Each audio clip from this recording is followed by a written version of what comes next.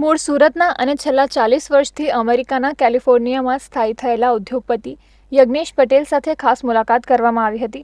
યજ્ઞેશ પટેલ ઉદ્યોગપતિ તો છે જ, પરંતુ તેઓ અમેરિકાની રિપબ્લિકન પાર્ટીના 10 વર્ષથી સક્રિય કાર્યકર રહ્યા છે. હાલમાં જ ટ્રમ્પ સરકારની અમેરિકામાં પ્રચંડ જીત થઈ છે અને આ જીતમાં યજ્ઞેશ પટેલનો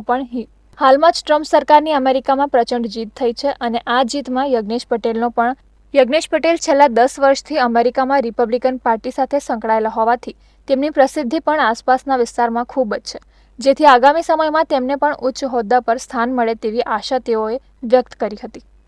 સુરત ખાતે સામાજિક પ્રસંગમાં આવેલા યજ્ઞેશ પટેલ સાથે જ્યારે વાતચીત કરવામાં આવી ત્યારે તેમણે ટ્રમ્પ સરકારથી ભારતીયોને થનાર જે ફાયદો છે તેમના વિશે વાત કરી હતી. તેમણે જણાવ્યું હતું કે ટ્રમ્પ સરકારના આવવાથી ભારતીયોને વેપારમાં ખૂબ જ સરળતાથી તેમજ એક નવો વેગ અને રસ્તો પણ મળશે, જેમાં આગળના સમયમાં ટ્રમ્પ સાથે જે પ્રકારના વ્યવહારો કર્યા હતા તેનાથી 4 ગણો વધુ વ્યવહાર ભારતીયો અને ગુજરાતીઓ સરકાર સાથે કરી શકે તેના માટે પણ યોજનાઓ બનાવવામાં આવશે.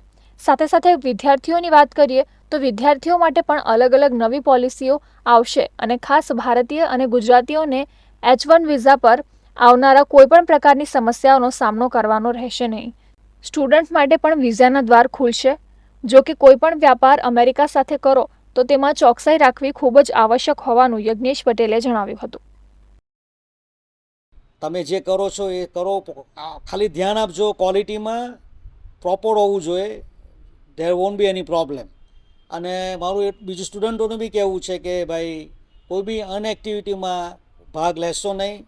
જ્યાં સુધી તમારી કોઈ બી જાતનું તમને ક્રાઇમ ત્યાં ફોલમાં પડશો નહીં તો યુ ડોન્ટ હેવ ટુ વરી. કોઈને ડરવાની જરૂર નથી. અને જે બીક છે આપણા લોકોને, ઇન્ડિયન લોકોને, કે ટ્રમ્પ સરકારના રિલેશન કેવા રહેશે, તો મારું એટલું જ કહેવું છે, નોટ ટુ વરી. આપણા રિલેશન ઉલટા સારા થશે, વધશે. બસ, થેન્ક યુ.